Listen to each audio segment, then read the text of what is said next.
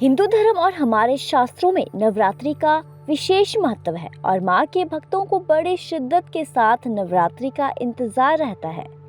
वैसे तो साल में 4 बार नवरात्रि पर्व आते हैं, जिनमें 2 गुप्त नवरात्रि और 2 प्रत्यक्ष नवरात्रि होती है। लेकिन शारदीय नवरात्रि की हमारे शास्त्रों में विशेष महत्वता बताई गई है। इन 9 दिनों के दौरान देवी दुर्गा के अलग अलग 9 रूपों की पूजा की जाती है। शारदीय नवरात्रि के दौरान महाअष्टमी के साथ महानवमी तिथि का भी विशेष महत्व माना जाता है। हिंदू पंचांग के अनुसार अश्विनी मास के शुक्ल पक्ष की नवमी तिथि को महानवमी कहा जाता है और महानवमी को माँ दुर्गा के सिद्धिदात्री स्वरूप की आराधना की जाती है। इस बार महानवमी तिथि 3 अक्टूबर 2022 शाम को 8:07 से शुरू होनी है और 4 अक्टूबर 2022 को शाम 6:52 पर समाप्त हो जाएगी। इसलिए महानवमी 4 अक्टूबर को मनाई जाएगी।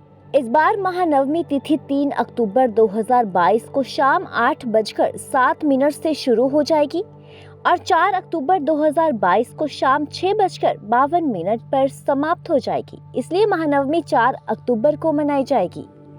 महानवमी को माँ सिद्धिदात्री की पूजा की जाती है और ऐसा माना जाता है कि जो भी भक्त पूरे श्रद्धा भाव से देवी दुर्गा के इस रूप की आराधना करता है, वो सारी सिद्धियों को प्राप्त करते हैं।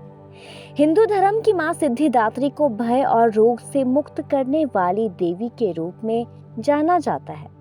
माना जाता है कि माँ सिद्धिदात्री की कृपा जिस व्यक्ति पर होती है, उसके सभी कार्य सिद्ध हो जाते हैं। मान्यता ये भी है कि एक महिषासुर नाम का राक्षस था, जिसने चारों तरफ हाहाकार मचा के रखा हुआ था। उसके भय से सभी देवी देवता परेशान थे। उसके वध के लिए देवी आदि शक्ति ने दुर्गा का रूप धारण किया था और 8 दिनों तक महिषासुर राक्षस से युद्ध करने के बाद 9वें दिन उसको मार गिराया था।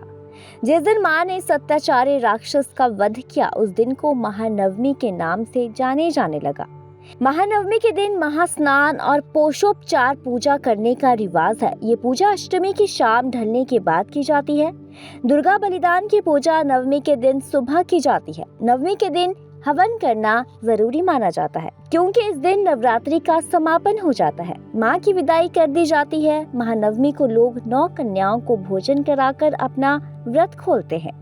माँ के इस रूप में उपासना करने से सभी प्रकार की सिद्धियां प्राप्त हो जाती हैं। जो लोग अष्टमी के दिन कन्या पूजन नहीं कर पाए, उन्हें नवमी के दिन कन्या पूजन करना चाहिए। कन्या पूजन के लिए 2 साल से 10 साल तक की कन्याओं को और एक बालक को आमंत्रित किया जाता है।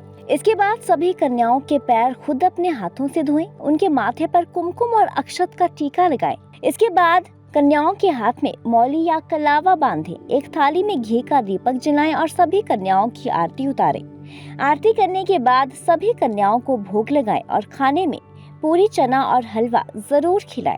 भोजन खिलाने के बाद कन्याओं को अपने सामर्थ्य के अनुसार भेंट जरूर दें और आखिर में कन्याओं के पैर छूकर उनसे आशीर्वाद लें और उन्हें सम्मान सहित विदा करें।